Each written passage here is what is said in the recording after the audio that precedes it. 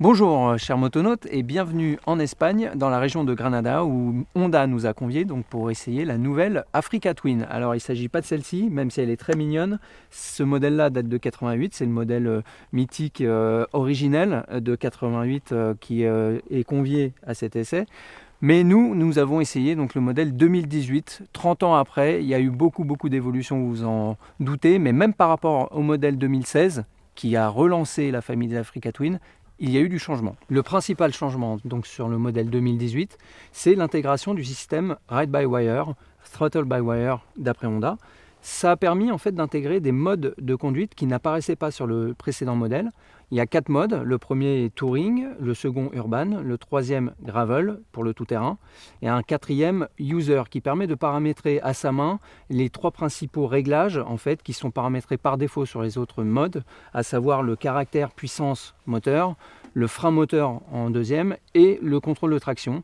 Alors l'anti-patinage existait déjà sur la précédente version, mais il est désormais plus fin grâce au contrôle électronique des gaz. Au niveau mécanique, le moteur a légèrement changé. Au niveau de l'admission, il y a des cornets un peu plus longs de 20 mm. Il y a un échappement qui a été revu avec un double catalyseur, avec des chambres plus petites. Il est plus compact et plus léger. Et ce qu'on a retenu en fait du côté de Motonet sur le roulage de cette journée, c'est au niveau du son. Il y a une bien meilleure présence en fait du Twin. Après, en ce qui concerne les performances, on ne peut pas trop se prononcer parce qu'on n'avait pas d'éléments de comparaison. Le moteur a toujours de l'allant, au-dessus de 4000 tours, il est toujours aussi partant. En dessous, il est peut-être toujours un peu faible, mais ça a un avantage en tout terrain et en ville. Lorsque le grip n'est pas forcément présent, ça peut mettre en confiance les personnes qui débutent avec une moto aussi imposante. On a vu que l'échappement était plus léger. La batterie également est plus légère, hein. C'est une batterie de type lithium-ion qui permet donc à la moto d'économiser un peu de kilogrammes. Il y en a 2 qui ont été trouvés. Donc le modèle standard pèse désormais 230 kg tout plein fait au lieu des 232 précédemment. Les pneus, ils ont changé un petit peu grâce à Dunlop qui a prévu une version 610W comme wet en fait.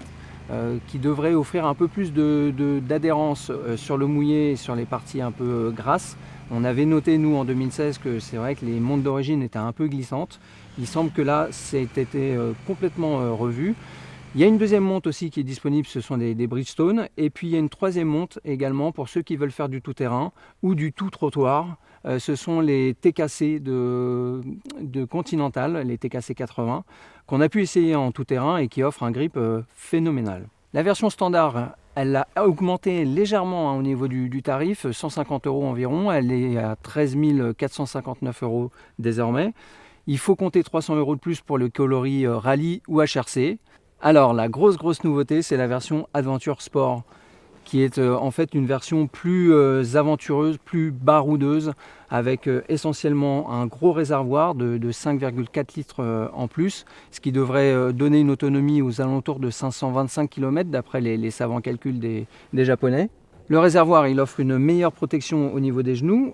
Au niveau de la bulle également, elle est plus haute de 8 cm, ça permet de dégager l'air au-dessus de la tête et au niveau des épaules. C'est très agréable sur voie rapide.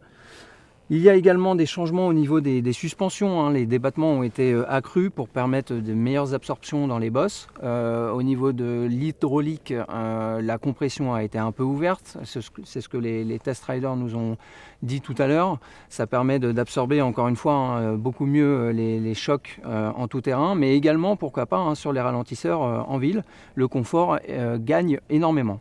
Naturellement, le mauvais côté de l'augmentation de la hauteur, c'est la hauteur de la selle qui se trouve à 900 mm en version basse, 920 mm en version haute. Alors pour quelqu'un d'1,80 m comme moi, ça pose quasiment aucun problème, surtout quand on a des grandes jambes et des bonnes bottes. On peut poser les 2 pieds de part et d'autre. Ça permet aussi sur voie rapide d'avoir une position tout à fait détendue au niveau des jambes, mais il faut faire attention quand on fait des manœuvres moteur coupé ou à très basse vitesse. Ça peut être problématique pour les plus petits ou les moins expérimentés. Pour la conduite tout-terrain, on l'a vu cet après-midi avec les pneus TKC 80. Le guidon a été rehaussé de 35 mm, ça permet d'être un peu plus près de la moto et de se déplier quand on est en conduite tout-terrain de tout son long vraiment et de contrôler parfaitement la moto. Alors la version Adventure Sport, elle est disponible dans un coloris unique. Vous le voyez, c'est celui-ci, c'est celui qui reprend le coloris de 88. Il est tout simplement magnifique. L'Adventure Sport, elle est affichée à partir de fin février à 14 999 €. Ça paraît pas exagéré honnêtement par rapport surtout au tarif de la standard, étant donné son équipement, hein, son gros réservoir, sa bulle. Et également, on a oublié de le signaler, mais il y a des protections qui sont de série, des poignées chauffantes, le sabot moteur. Bref, c'est une petite routière hein, finalement qui permet d'aller dans les chemins. C'est un produit très complet qui débarque donc fin février dans les concessions. D'ici là, je vous donne rendez-vous sur moto-net.com pour l'essai complet. A plus et bonne route.